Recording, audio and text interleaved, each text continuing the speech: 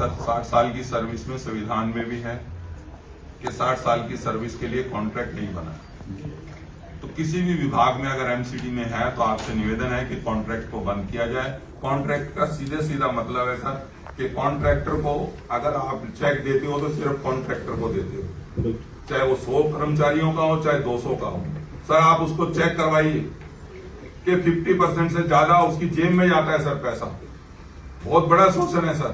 आपके जितने auto tipper है यहाँ आए हुए हैं सर, ऑटो टिपर्स की बुरी हालत है सर। ऑटो टिपरों की हालत ये है कि 300 गाड़ियां चल रही है जिसमें गाड़ी चलती है 20, 30, 40, इससे ज्यादा गाड़ियां नहीं चलती हैं। जहां जहां कॉन्ट्रैक्ट है सर हम उसका विरोध करेंगे, हर हाल में करेंगे, क्योंकि संविधान में लिखा है कि 60 साल की सर्विस में कॉन्ट्रैक्ट लागू नहीं होना चाहिए।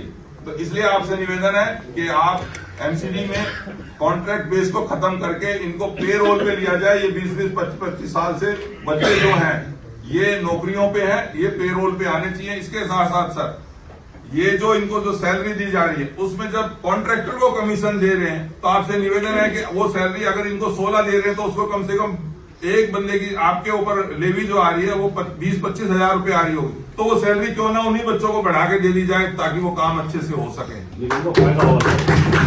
फायदा होगा सर। कॉन्ट्रैक्ट सर आज दिवाली आने वाली हो रही है, यहाँ कॉन्ट्रैक्ट के बच्चे आए हुए अभी तक उनकी सैलरी नहीं हुई है, जबकि आप लोगों के साथ एग्रीमेंट होता है कि 7 तारीख तक उनको सैलरी देनी होगी, चाहे वो अपनी जेब से दे या आप लोग उनको दें।